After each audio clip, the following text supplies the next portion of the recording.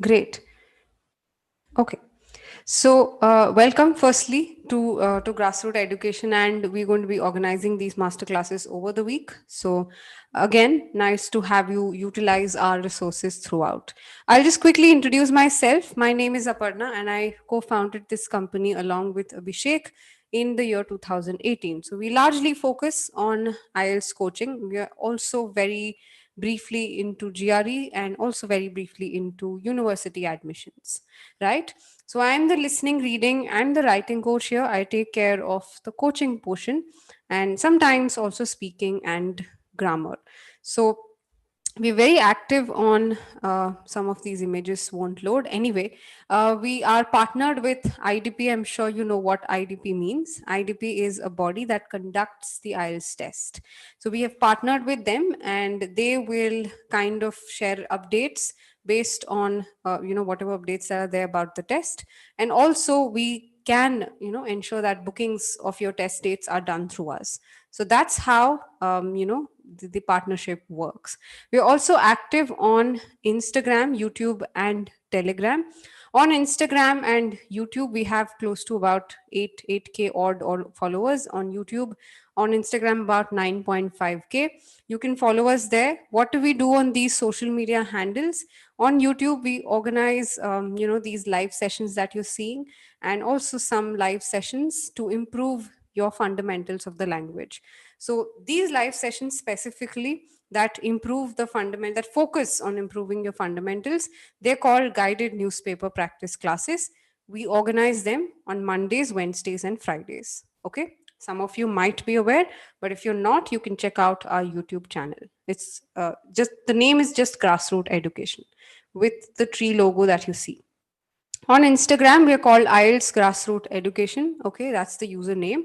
What exactly we do on Instagram? Just some short reels on strategies that can help you, sometimes vocabulary, sometimes tips of the day, sometimes live sessions on Instagram as well. Okay, in fact, I'm doing a live session tomorrow on Instagram too. On Telegram, what do? We have a group, a very close group on Telegram. In case you want to be a part of it, there might be an email floating around telling you to join the group.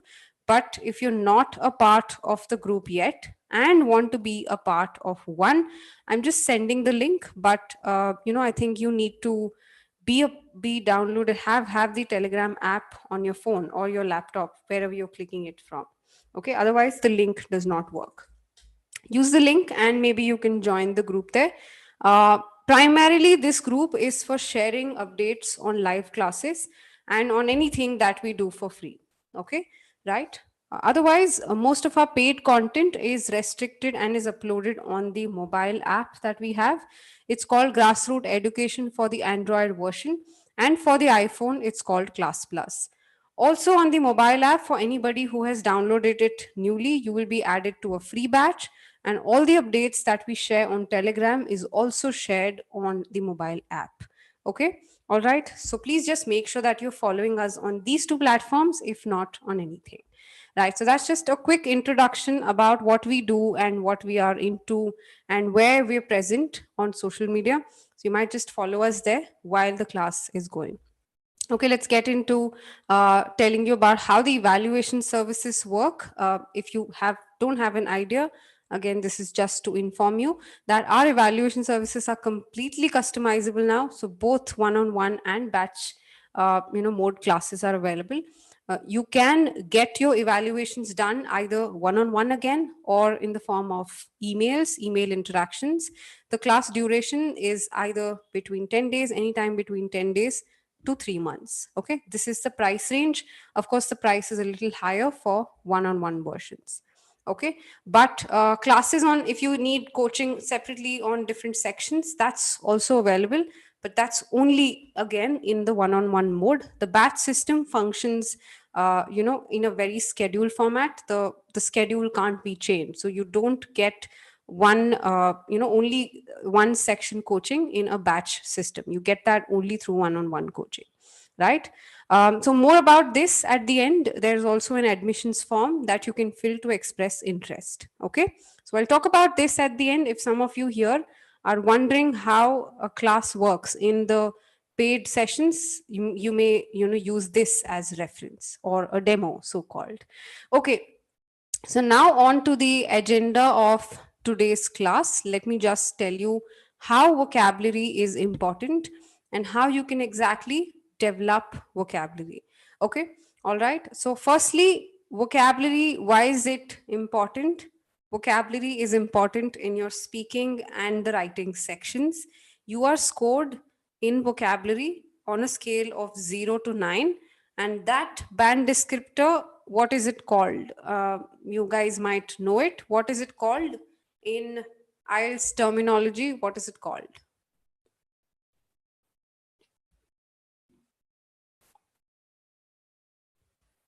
What is vocabulary called as a band descriptor in IELTS world? I mean, what do IELTS examiners call it? Good, Rajkumar, Prathamesh, PAMM, Kumar. Okay, I'll just call you Kumar. Who else has their answers? Deepika, good. Post your answers on the chat box. Nice, nice. Krishna, okay, okay. No one else knows the answer. Please make sure you participate, guys. That's how you learn. Okay, vocabulary is called lexical resource. Okay, as in you are scored in vocabulary based on your, I mean, whatever your lexical resource score is, that indicates how much your vocabulary score is. Okay, all right. Now, when are you exactly at a band 7? When do you reach a band 7 in lexical resource? And I'm sure you know what band 7 means, right? On a scale of 0 to 9, band 7 is considered to be good. You are a proficient user of the language.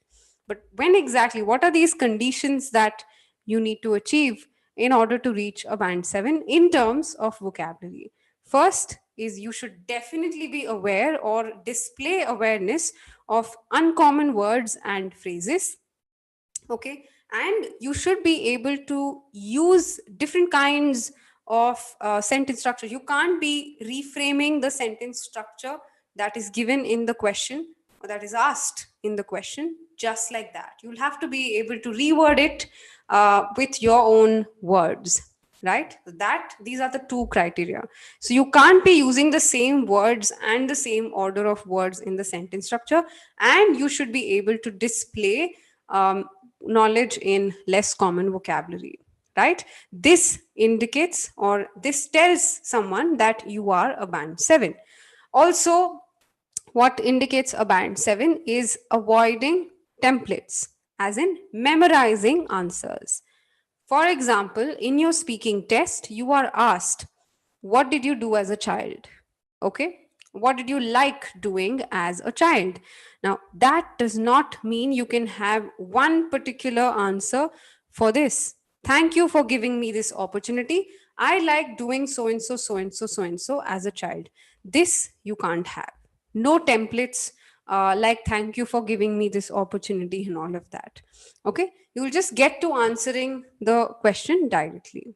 Okay, that's what I mean by templates, or having a memorized set of sentences for every kind of question. Now, in your writing, suppose you are writing an essay, you can't have, okay, this sentence will work for this essay type, this sentence will work for this essay type. It does not work like that. So, that is what gets you to a 7, avoiding templates. Of course, what gets you to a band 7 is making as many less spelling mistakes as possible. So the more you avoid spelling errors, the better your lexical resource score is. Okay. So obviously, all of this means that you should know new words and you should be able to remember words as you need them. Lastly, you should be able to remember the correct form of the word, right? So it comes down to that. If you're satisfying these three criteria, you are a band 7 in your vocabulary. Before I even tell you how you can work on improving vocabulary, did you understand these criteria? Because if you don't, I will have to spend more time here. Did you understand this?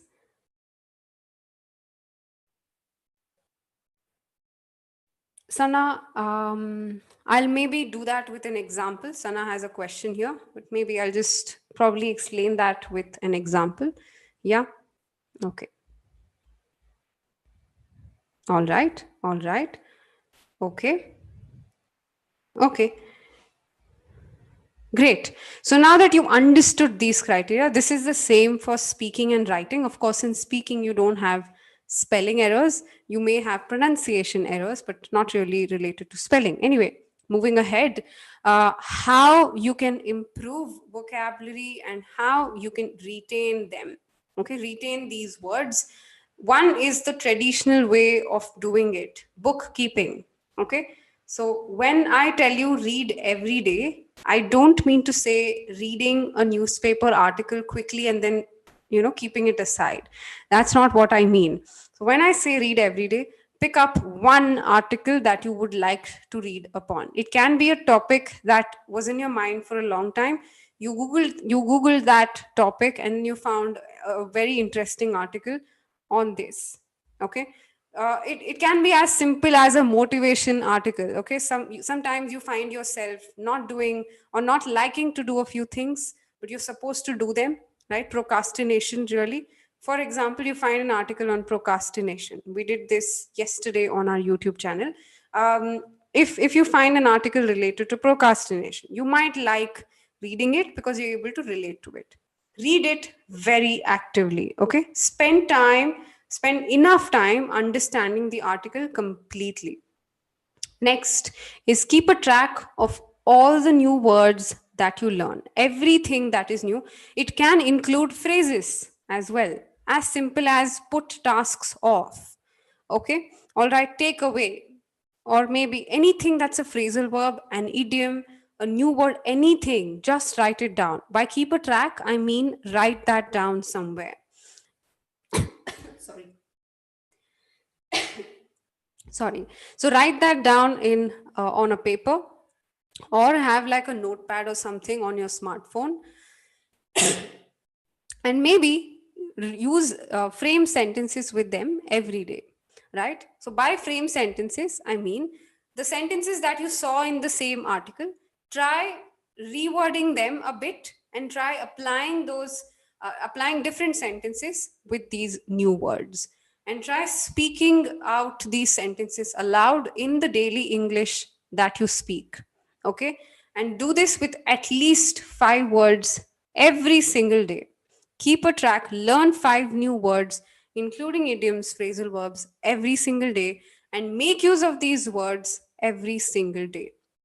Okay, so don't behave like a school child here by having the word and memorizing its meaning. You are not tested for how well you remember the meaning. What are you tested on? Let's go back. You're tested on how well you're able to apply it, not how well you remember the meaning of that word, right? So it's more on your application that you're tested on, because that defines your language skill, not really your memory. So please make sure you apply them in either the speech that you do or the writing that you do. So it can be an email that you're writing, or it can be talking to someone at home, but make sure you do this. Okay, and this has to happen every day. Otherwise, all the questions that you have for me right now, does this work, will this help, what do I do, I'm at a band 5, how do I reach a band 8, all the questions that you have in mind, probably this is the only answer to that. Okay, Mahendra, thank you so much for the input.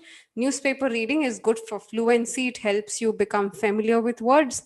It helps you generate words as you need them. Okay, so this is like the traditional way, something that we were taught in school, something that we were made to do in school every day, right? By our English teachers, they encouraged the act of reading every day. That's one. Second thing that you can do to come across, or I mean to remember words better, is something that I shared on Instagram as well, is having a picture associated with the meaning of that word. Okay, so if you come across any new word, probably let's consider bickering. Okay, bickering is, I'll just send that word on the chat box here. Bickering, I'll also send it on YouTube for someone who is watching us there. Bickering is the word. Okay, it means that you're cribbing about something, you're not really happy, you're expressing your dissatisfaction about something, you're crying maybe, okay, close to crying. So imagine someone having that expression, or imagine a situation that you were doing this. Okay, so when you were unhappy about something, so maybe put yourself there, think about that picture yourself doing this, and then you will remember the meaning of bickering the next time. Okay, so associate it with some picture, someone, some person, some situation. That will help you remember words better. Okay, but obviously this is like the second portion. The first portion is input. So input comes only when you are exposed to the language. Okay, not just through reading, you can also expose yourself through a lot of good English speaking news, accented speeches, the ones that you find on YouTube, documentaries sometimes, are also great sources for vocabulary. Try listening to formal speeches. Don't listen to informal speeches, because that can also involve a lot of slang words. Okay, so did I make my point? Did you understand how you can improve and retain vocabulary?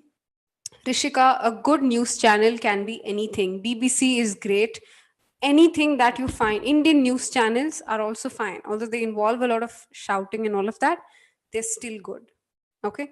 Start with somewhere. Start, I guess, maybe with Netflix, Hotstar, firstly, documentaries, and then come to news channels. Okay.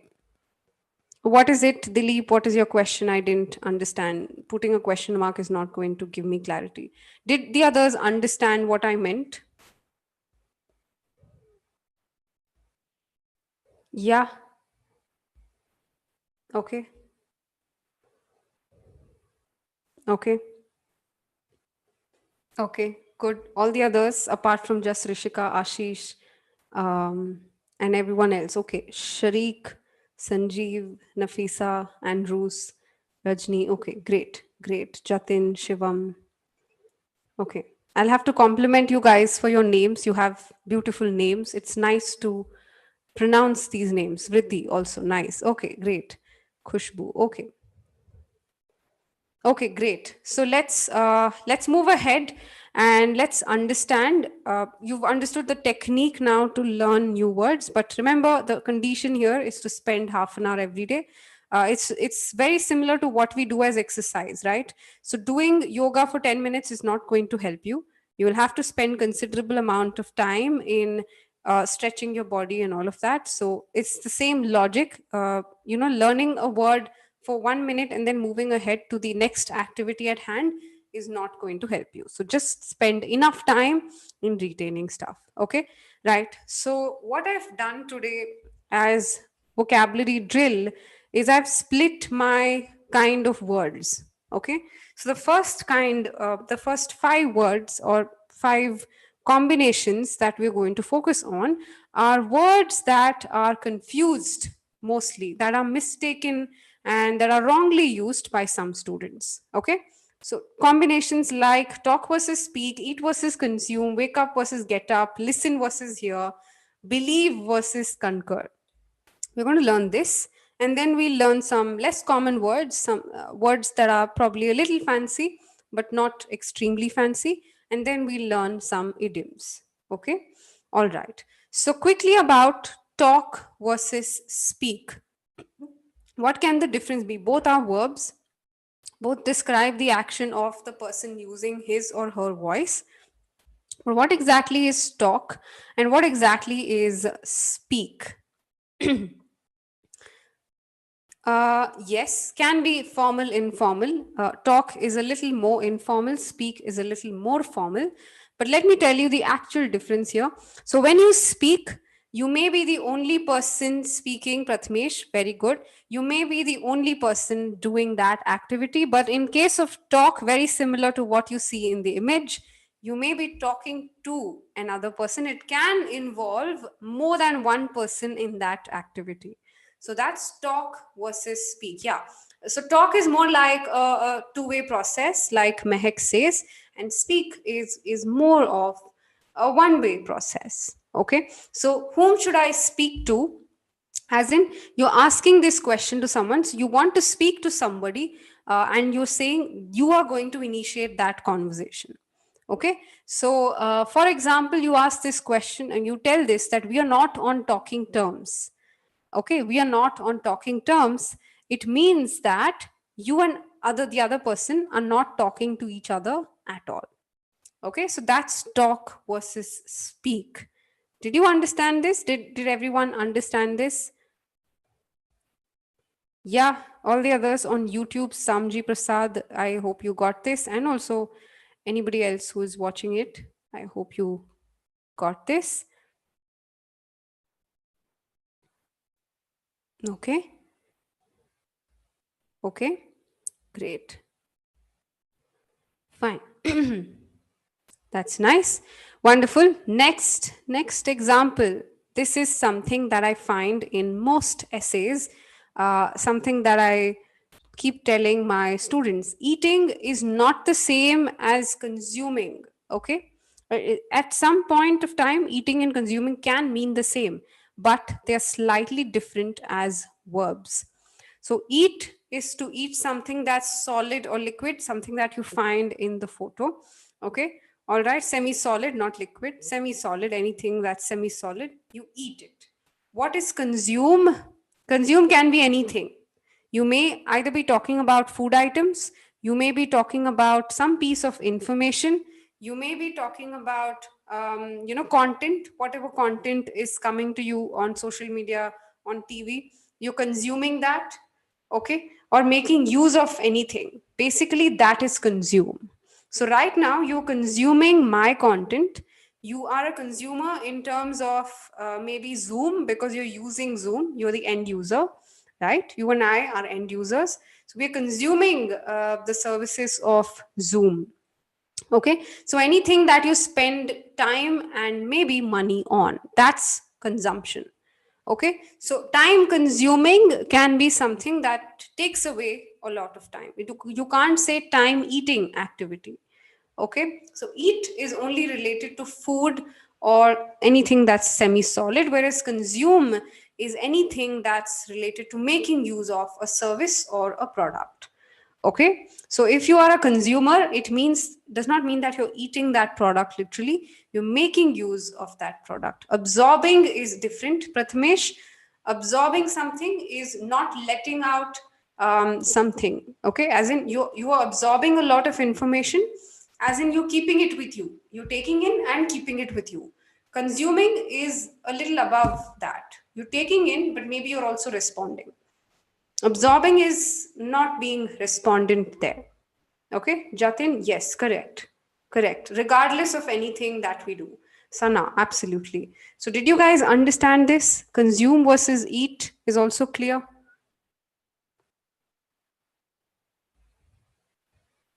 Wonderful. Okay. Okay, great. Nice. Okay, next. Good job, guys. You're participating really well today. Next, right? Wake up versus get up, right?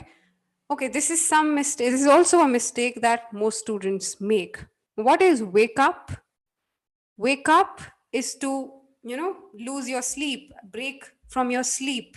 That's wake up. Okay, so get up is to stand up. Get up is literally get up from this chair, get up from where you're sitting right now. That's get up. Exactly, just stand is get up. Wake up is to wake up from sleep. Okay, so don't use it interchangeably. For example, the question in your speaking test goes like this: what is your morning routine like? Okay, so you might want to say, I wake up at 7:30 a.m. every day and I do my early morning chores and all of that. Okay, so get up will be to sit, to stand from where you are. That's get up.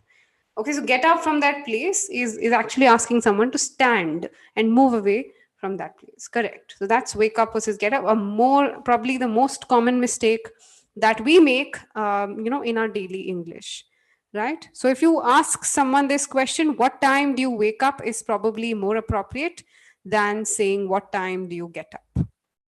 Okay. All right, is this clear now? Okay.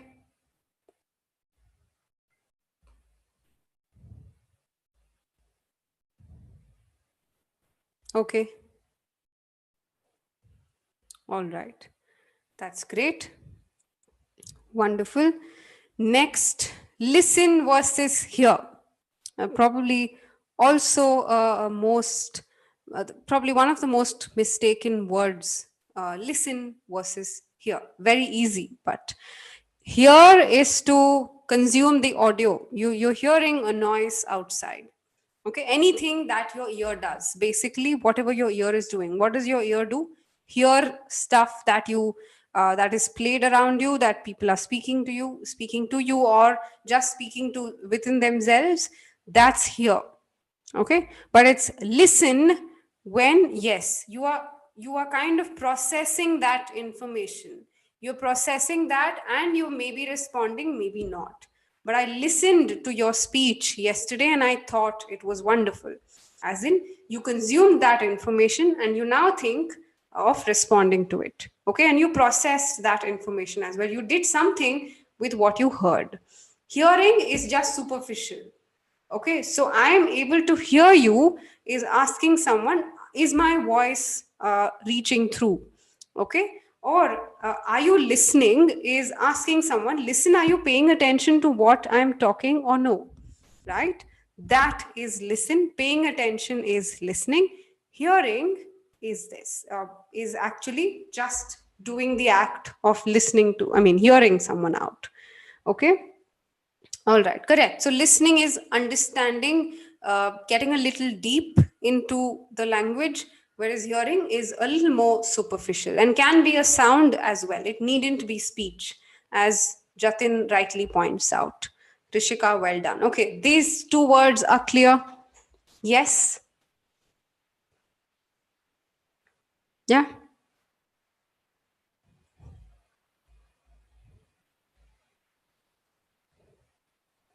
Mahindra, the more the better. So the more number of times you use a certain word, the better it is for you.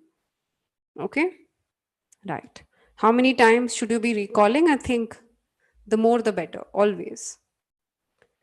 Chandu, what is the best learning app for English learning? If you're someone who's a basic learner, BBC Learning English is great. Okay. It includes everything about the basics of the language, including everything that I'm telling you, and also pronunciation, some lessons on vocabulary, and some on grammar as well. Okay, BBC Learning English, that's a great app. Next set of words, believe versus concur. Okay, also something that's mistaken. Sometimes you guys write it wrongly in your writing answers. What is believe? Is to hold an opinion, is to have some thought process. You're thinking in some lines. Okay, that is believe. Whereas concur is to be in agreement with someone, usually with someone's opinion, with someone else's thought process. Okay, so believe is like something that you hold personal to you, and concur is something that you're doing in agreement with someone else. Okay, that's believe versus concur. Did you understand this?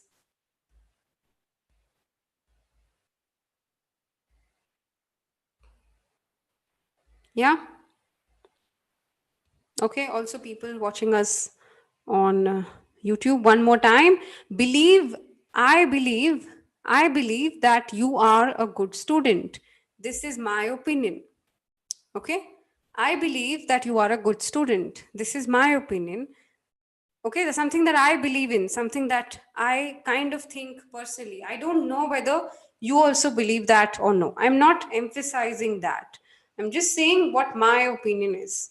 I believe that you are a good student. Okay, for example, there's another chief coach, and we both of us believe that you are a good student. We concur that you are a good student, as in we both of us are in agreement, or both of us believe that you are a good student.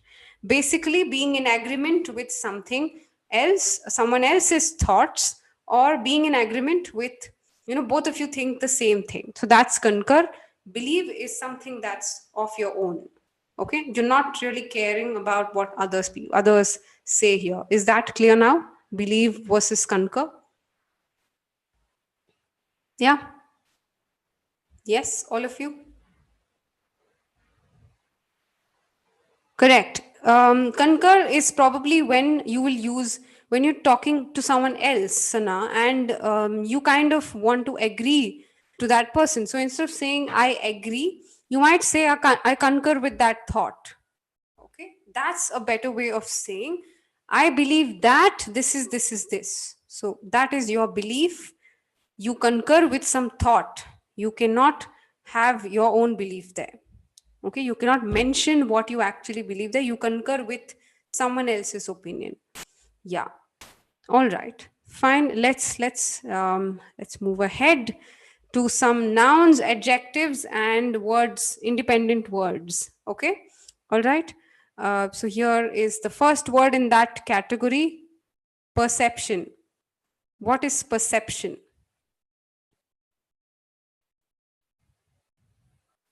Perception, firstly, is it a noun, adjective? What is it? Perception. Correct. Correct. Okay. Yes, it's a thought. Exactly. What your belief is, a general idea or opinion or some kind of an interpretation that you have about something, that's perception. It is a noun, it is not an adjective. What is a noun? What is an adjective? A noun is something that can act or do the act. Okay, basically something that can be the hero of a sentence. It can be used in telling or doing the act actually. So Aparna is a noun.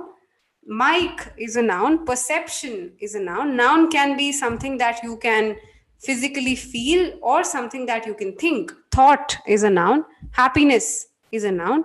Okay. What is an adjective? Anything that describes this. This mic is black in color. Black is the adjective.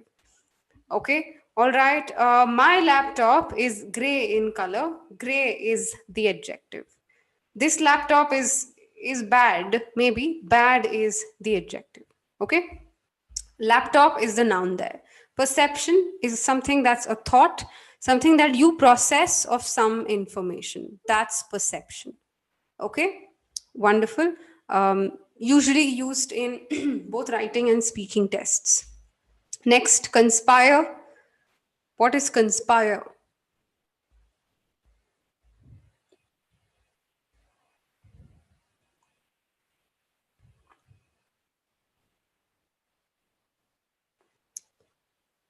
Just to plan? Plan what? Nafisa, Saima, Nandini. Conspire is to not give money. Conspire, yeah, planning, plotting something, correct. But in what sense? Look at the image and think. Yeah, conspire is to, yes, plan something against someone. Correct, Richa. Not really to bribe, that's not what it means, Sana. If I conspire against you, I am doing something that can affect you badly. That's conspire. Okay, so all this is a conspiracy, as in someone planned that, this coronavirus thing should go this way, the pandemic should turn out this way. So if someone says that someone conspired the entire pandemic, as in someone planned the entire pandemic out in a way that it affects everyone badly, that's conspire. So if you and your friend conspire against a group of people, you are thinking about doing something that's negative.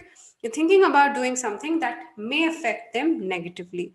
That's conspire. It is an action, it is a verb, not a noun. Okay, yes, it can be a harmful act, but not entirely dangerous or anything, but yeah, definitely harmful. Did you get it? Conspire.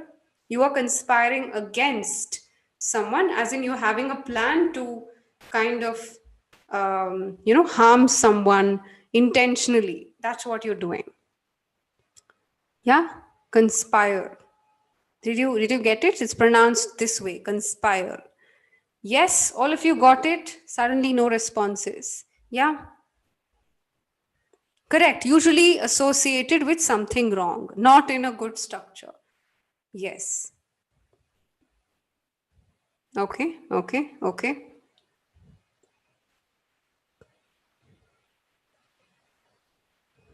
Right. Wonderful. Next word. Unflappable. Unflappable. This is an adjective, describes a person. Okay. What is unflappable? What is flap? Is to flap. This is flap. Birds flap their feathers. No, not lazy, Pratmesh. Opposite of lazy, in fact. Unflappable. No, not excited, not active. No. No, no. Yes. So unflappable is someone who is calm even in a situation that demands that person to be tensed.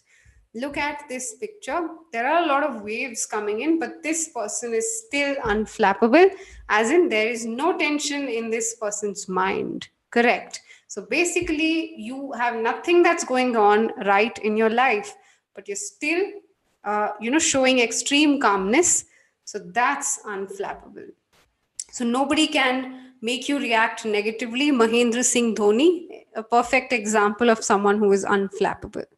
Okay, someone who does not get affected. Absolutely, Richa, and Deepthi. Correct, right, correct. Someone whom you can't really, you can't make affect that person mentally. Yes, this is a positive attribute, Sana. Unflappable. So he was unflappable despite having such a high score to achieve. Okay.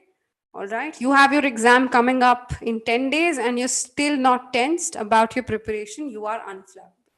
Positive attribute. Okay. Okay. Adjective again. Next, withered. Withered. What does this mean? I mean, it looks very obvious from the picture here. Withered, not depressed. Okay, maybe related to human emotions, but what else? What else can it be?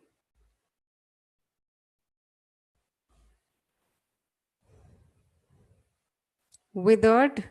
Yeah, correct. Something that's really old, something that's damaged, something that's dry. Yeah, basically worn out. Okay, totally worn out is, yes, shrunken, of no use. It's really old. Okay, withered. This tree is withered. Correct. Okay, she looks really old and withered. You're talking about an old lady, old and withered, as in she has a lot of wrinkles, really old, really thin. Her skin is all soggy. That's withered. Okay. I'm not sure if it's right to use it in expressing emotions. She was really withered, is not the right way. Probably a better word would be, yes, to use it in terms of something that's dry, something that's worn out, really old, and all of that. Something that's irreparable. Okay, Chandu, good. That's also a good synonym. Not to lose hope, Jatin. It's just that it's something that's really old. Okay, a tree like this, or some person who's really withered. Okay, his clothes are withered, as in no shine in the clothes. The clothes look really old, torn at places. That's what withered means. Okay, yeah. Statement with that word, yes, maybe the old lady that I visited yesterday was withered and sad. Okay, withered as in she did not have any energy left in her. She was just way too weak. His clothes were withered. He could have bought new ones at least before coming to the party. Okay, withered clothes as in you don't have good clothes at all, torn clothes, something like that. Yeah. All right. That's withered now. Tells about person's situation. Yes, Prathmesh. But still used to describe clothes or how the person looks, or maybe a tree like this. Okay. Building is also can be also used to building is withered. A certain place looks withered. Everything.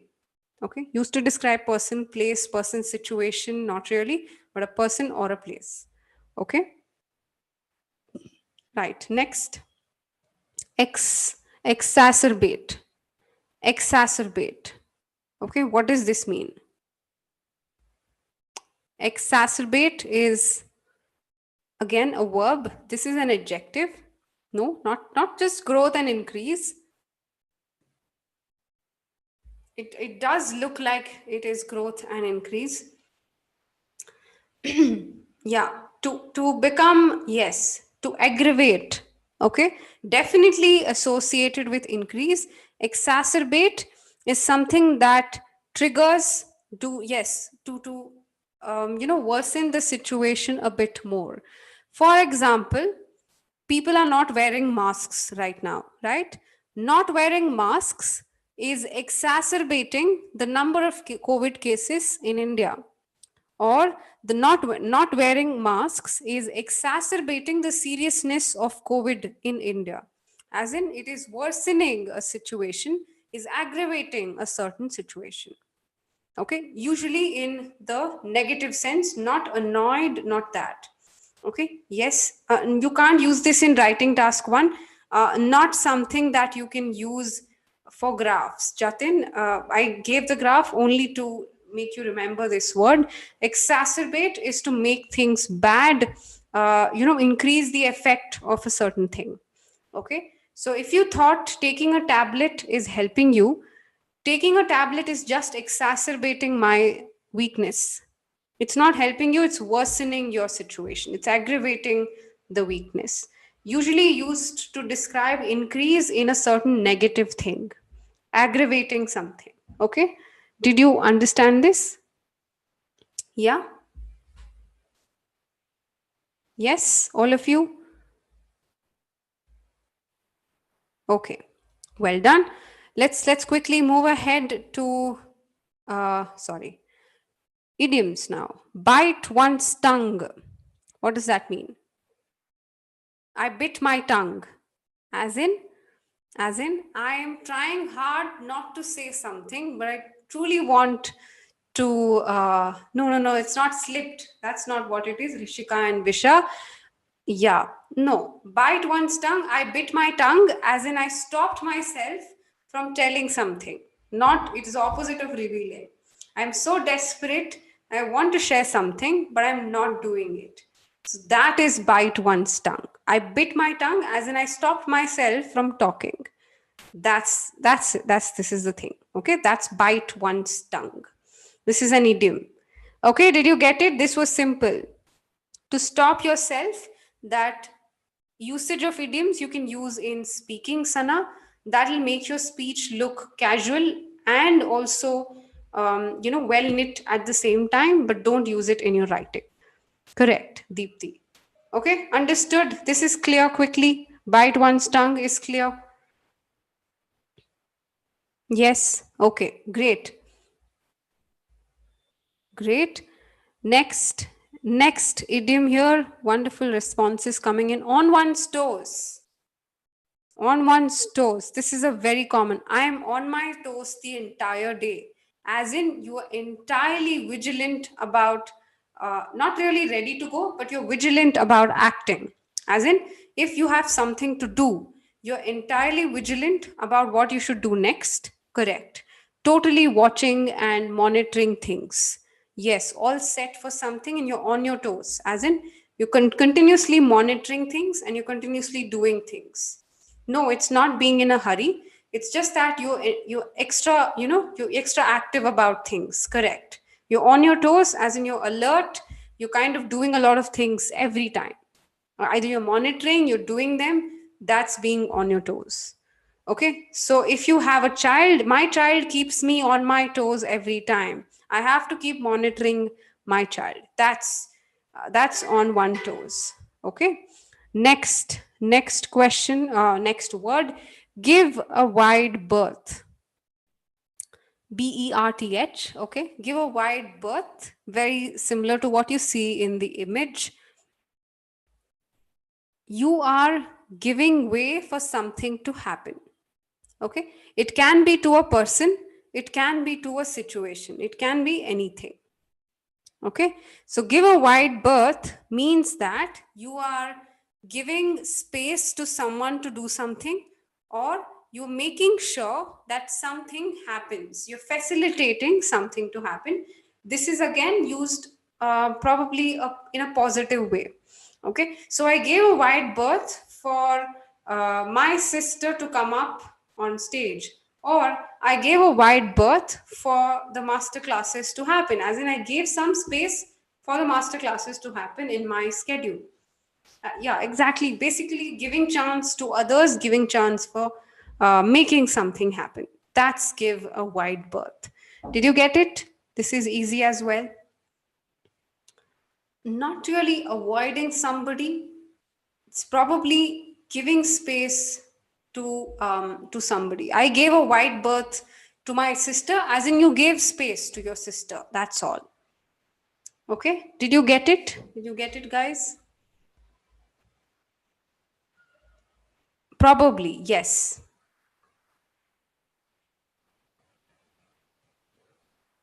Shivam, I'll just take your question at the end of the class. Okay. Right. Okay. All right. Wonderful. Next, pull the wool over someone's eyes. Pull the wool over your eyes. What does that mean? Yes, exactly what it looks like. Telling you a lie to hide the truth. Exactly. You are masking someone's vision and not telling and not exposing that person to the actual truth. That's pull the wool over someone's eyes. Exactly that. Okay. Great. Great. This is clear to everyone. Pull the wool over someone's eye means to hide the truth. If I pull the wool over your eyes, I'm trying to pull you away, push you away from the truth. That's what it means. Okay? Okay. Great. That's nice. So, this is about pull the wool. Next, bend the knee. Bend the knee.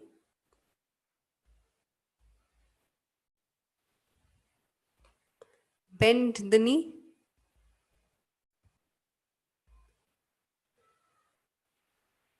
No, it's not to be flexible, not that.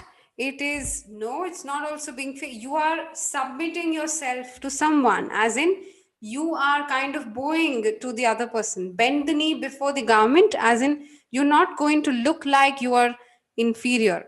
Okay, or sorry, you're going to look like you are inferior to someone. I did not want to bend the knee before the garment, as in correct. I did not want to show myself as someone who is small in front of the garment. Okay?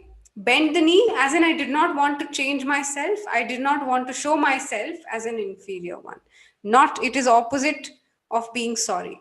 Yes, probably that's what it means. To be sorry, to be really submissive and say that, oh, yes, I'm less superior than you. That is bend the knee. But usually it's used in the opposite way. I did not bend the knee to my professor just because he was rude. Okay, correct. Maybe if you won an argument, I did not bend the knee before that person, or I bent the knee before that person. Also is fine. Yes, correct. Basically, losing yourself to a certain situation or a person. That's bend the knee. It can also be used in a positive way by saying, I did not bend the knee. You saved yourself. That is also possible. Yeah. Is that clear?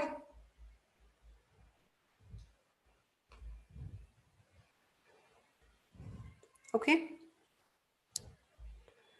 Yes, all of you. Okay. A few of you have questions that you've posted on the Q&A box. I will take them. Okay. But you'll just have to wait until the end of the class. Okay. Deepthi, don't worry. The entire class today has been streamed on YouTube. And if you are on our Telegram, or if you're someone who's downloaded the app, you will receive these slides. I'll add this slide to the app. Okay, right? So don't worry. You will get the YouTube link as well. I'm going to share it on Instagram and everywhere else. Okay, don't worry. Anyway, yes. Okay. So since I've talked to you everything about how the advanced class will look like and how the experience looks like, I'm going to spend some time on telling you about our advanced programs. Okay. And some of you might know about them because you've been a part of our free program, for a long time now. But this is for people who have no idea and you want to know about them, you want to have a discussion about these programs with us. You can fill out the admissions form that I'd given you. I've also shared with you the Telegram group link in case you want to be a part of it. Now the second link is the admissions form link that looks something like this. Now the admissions form, all our programs, advanced programs, as I said, are customizable. So if you're someone who's looking for a one-on-one coaching on a certain section, needs practice and reviews only on that section, you can probably fill out the admissions form as well. But generally speaking, if you're looking for a batch coaching is okay for you, this is how the advanced programs look like. So the number of evaluations define how much you're going to pay. Okay. So if you need just 2 evaluations in either writing or speaking, you will just pay 1,250. If you're someone who needs 30 evaluations in writing and speaking, you'll be paying 5,000, but that's again in the batch system. But if you're someone who is looking only for one-on-one coaching, despite the number of reviews you just want one-on-one coaching on a certain section or all the section, this is what you'll be paying. Okay, so which is why we don't have these programs to show you now, because they're all completely customizable. You can choose a 1 month program that's applicable only for, say, reading or writing or speaking or even listening. Or we have a batch system that works with the price range 1,250 to 5,000. Okay, so that's the price range if you want to be in a similar setting in the advanced programs as well. So if you're someone who wants to know and finds this interesting, can fill up the form. The counselors will call you tomorrow. Okay, right. So if you have given an entry, as in if you have filled out the admissions form, you might just give me a message on the chat so that I am able to, give you an update.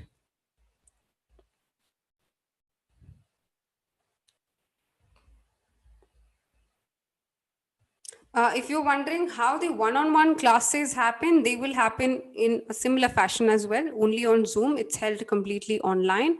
We don't have an offline center. Okay. And what exactly will we be doing, either in one-on-one or group setting? We'll pick 1 week for each section. Priyadarshini, we've received your entry. Pavandeep, we've received your entry. Yeah. What exactly we'll be doing is we'll give 1 week to each section, 1 week for reading, speaking, writing, listening, and 1 week for grammar. We'll be doing live classes 4 times a week. And the live classes will last for 1.5 hours each day of the 4 days of the week. And then you're given a practice after the live class. So that's about the live classes.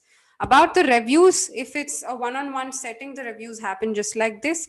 If it's a group setting, you're sending us an email and then we are giving you an evaluation on your answer. Okay, so that's about the group classes, and I talked to you about the 2 features here. If you want to access the course content on the app, that is also possible with our evaluation services. So if you purchase the course through the app, you're immediately able to get access to the course content there. And then you're able to watch the recorded lectures, you're able to watch the pre-recorded lectures, the lessons on or videos, you're able to do that. So basically very similar to what you see right now. Maybe the only difference is that I add them on YouTube right now. There you will find them on the app directly. Okay. And the practice sets, the exercises come to you as emails or as exercises on the app again. Okay, so it's all done in a very similar fashion, but it's just that you get a more organized way of preparing if you are in the advanced programs. Okay, so you can fill out the form if you're someone who is looking for these features, who needs the specific requirements, who has specific requirements, can maybe fill out the form. Yeah. Okay. All right. uh okay. Okay. Thank you, Sharik, and everyone else who attended this class. I have a couple of questions to take. I know that. I will maybe answer that after I'm done receiving the form entries. I'll just take a couple of minutes. You can also use this form later on. I mean, there's no pressure on you to fill this form right now. You can keep this link with you and fill it out later on as well. Okay? Yeah.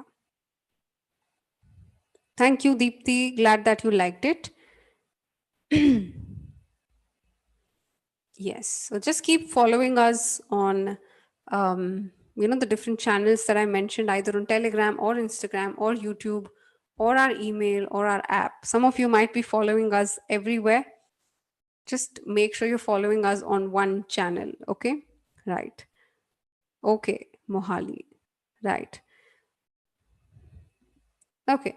A couple of more questions that came in about the advanced programs. Now, every day of the week, we have a certain agenda to fulfill. So it's not like you're just doing the same thing over the entire week. For example, if it's a section like reading, you do different topics on different days. You're not doing the same topic every day, and you're not just doing random practice. We give you practice in a very organized format. And if it's writing or speaking, we help you develop content for your answers, and we teach you structures that can actually help you. We teach you techniques and make you practice planning of answers that can help you in writing good essays or framing good answers for your speaking. That's how it happens. In case you guys want to check out this agenda on our app, you can certainly do that by just clicking on the store tab. You will find yes, standard, advanced, or whatever course that you want to check out.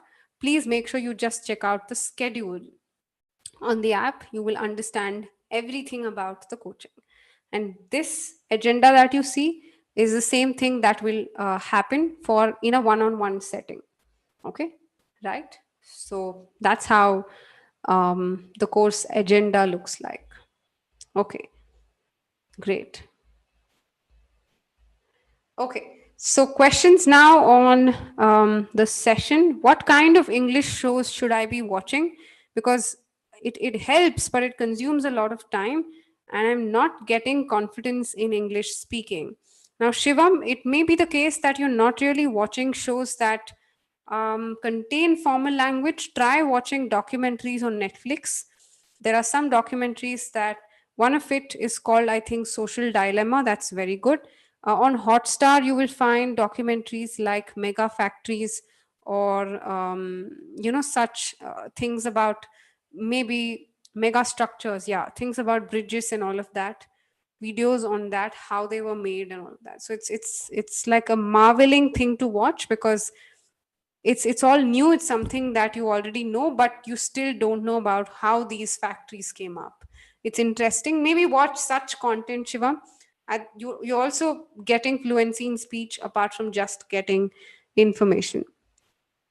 Ashish, how do I stop translating any sentence in my show your class timetable? Okay, anonymous attendee, firstly share your name, and also you can check out the app.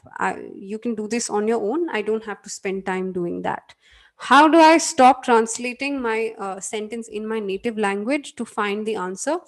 Ashish, I think you just need a little more exposure to the English language as such, maybe. So just try doing everything that I said as a part of this class, and I think you will be able to slowly get over this local translation. But it's not wrong to learn English that way, Ashish. I think everyone at a certain point does that. So it's not wrong To do it, just slowly get over this habit by translating in the closest English word that you know. Okay. Right. So I hope Shivam and Ashish, I answered your questions. So if you have filled your form once, you don't have to fill it twice. Priyadarshini, I've received your entry already.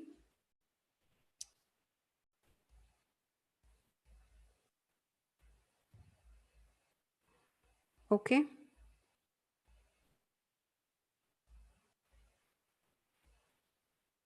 All right. Fine. Glad to have you guys. May I sometimes, okay, I sometimes run out of ideas in cue card. How to improve that? Jatin, I think you need to use the 1 minute time that you have to plan your answer. I think you need to use that wisely. So if you don't plan your answers in a way that you have a lot of content planned, you might run out of fluency. Sana, what is your question? I missed that. I said that you can be both formal and informal with speaking, uh, as in, using these words will not make you sound formal. You have to strike a balance somewhere, Sana. That's why using idioms helps. Not memorizing fancy words also helps. So, level of vocabulary can be the one that you learned today, Sana. That's like your cutoff, maybe. Sharik, is I have an Amazon. Is there documentary video? Yeah, there will be maybe, but I'm not sure about Amazon, guys. I am not an expert on these OTT platforms. I know only what I watch, right? So I'm just suggesting based on my watch list. Maybe you can also figure out something that you like. Okay, but it's nice of you to ask, Sharik. Just figure out. Maybe just search around and you'll figure out. How do I attend offline class? I don't have an offline center, anonymous attendee. Okay. We have only we completely do this online. Yeah. All right. Okay, thank you, Jatin, and everyone else who thought that you learned something. Just that you need to implement whatever you learned, and hopefully, I can see you guys in one of these advanced programs someday. Okay, so I'll see you guys tomorrow, but I'll see you on Instagram, not on Zoom or YouTube. On Instagram, I'm going to be taking some honest questions about these advanced programs. So if you have questions about these advanced programs, anything to will they work or no, to what their structure is, how exactly you go about teaching, I'm going to do a live session only on this because I've got questions on, different questions that I just said. So maybe I'll just ask you questions tomorrow on Instagram. You're going to ask me them and then we'll do a live session. Okay. All right. So I'll see you tomorrow then on Instagram. Until then, make sure you keep practicing and yeah, thank you, Sharik. You too. Have a nice day. Bye bye. Have a good night.